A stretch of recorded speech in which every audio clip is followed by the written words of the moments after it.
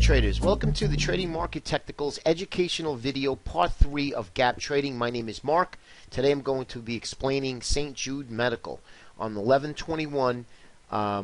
Previously to the open, St. Jude Medical guided lower in their guidance and got punished for it as well.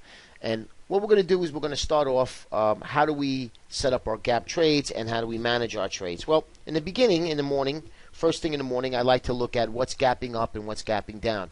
And then I like to see anything of relative strength or weakness to that gap. And I like to identify that gap. Is it institutional or is it a retail gap? And retail gap, as you know, most likely will not hold that gap. It usually fills the gap. Whereas an institutional gap will actually gap higher and or lower and continue that way pretty much most of the day, because our institutions that are buying this stock is actually supporting that gap, okay, whether it be a gap up and or a gap down.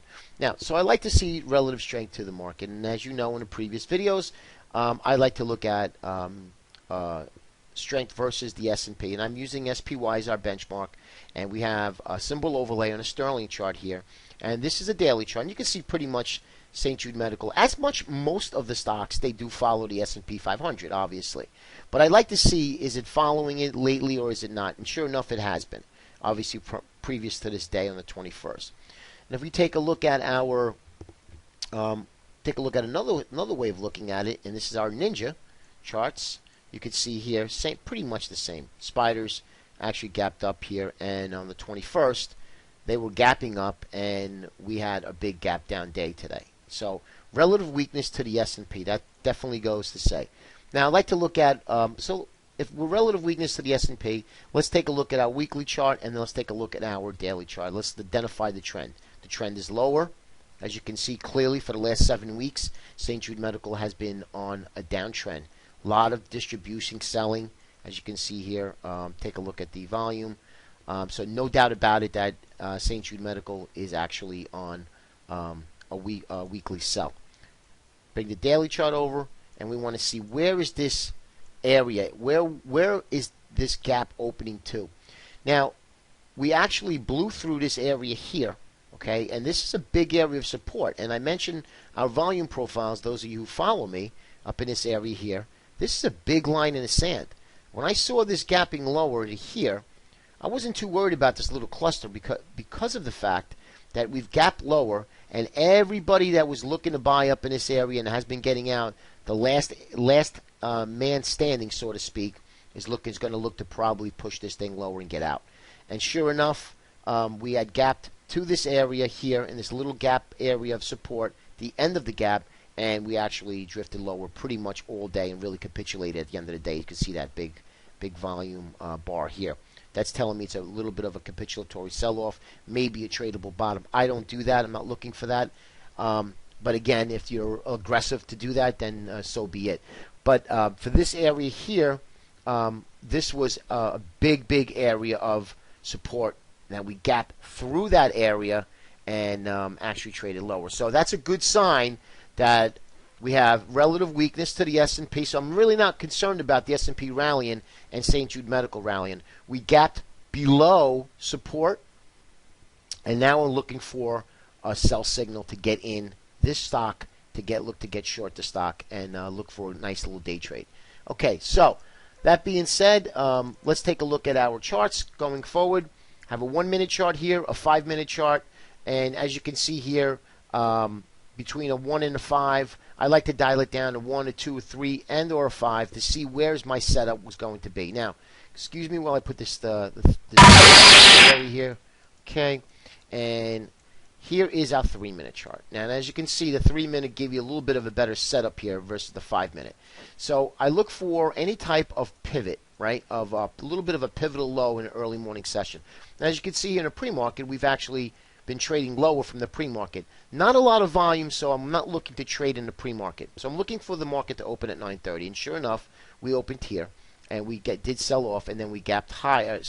We traded higher, and that's basically shorts covering, intraday shorts looking to take their profits from either back up in this area or in here when they're looking to short. So I'm not worried too much about that. So now I'm looking at, okay, so now I have my area here, and mind you, disregard this area here. This is pre-market. This is my area here where now I know I have a high and I'm looking for a low, and that's that low here, right? Now this is, again, we don't know what's happening here. So this is a high and this is a low. So this is my trading range right here, okay? And what happens is when it breaks that trading range, I want to see it pivot. I want to see it consolidate and then chop around for a 2 or 3 candles, and then that'll identify that I have a pivot low here. And sure enough, it did break down lower, but I saw this wick coming back up, and I said, okay, let's see what happens in the next couple of candles. And we drifted higher in the middle of this candle. Now, there is absolutely no problem taking objective short right in this area, 33.60. I like to see it break that low to see new sellers come in. So this low here, put that right in that area.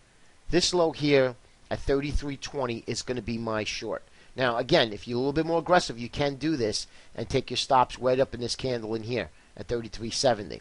Okay, I like to take a little bit, maybe a half a position, and then look to have, if it did pop up and made a higher low, take another half a position with a full stop right up here at 33.70. So I got a 50-cent stop. I know that I'm looking for a good short to start to rally. Now, by taking a half a position, that doesn't mean that you can't add to your position in here. Next high, lower high, you can either add and or if you needed to take your position off, you could also do that.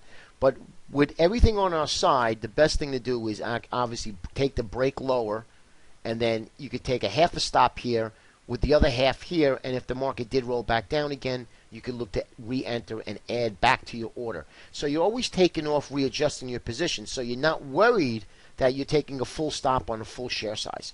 Okay, and that's another segment that we're going to be talking about, is managing the trade and how to really get involved in your trading where, hey, you know what, I might be wrong. Maybe I'll take a quarter off here, add or if it breaks back below the quarter where you took off, you could put it back on again. There's absolutely no problem doing that. And then when the stock does work and the trade works in your favor, then you can actually say I have full size or at least 3/4 of the size that you usually take, and then you can actually capitalize on that. So that being said, let's take a look at here, 33.20. We had a little bit of a break, and as you can see, the market could care less of what the S&P is doing. Now I want to show you the 15-minute chart here before we roll on.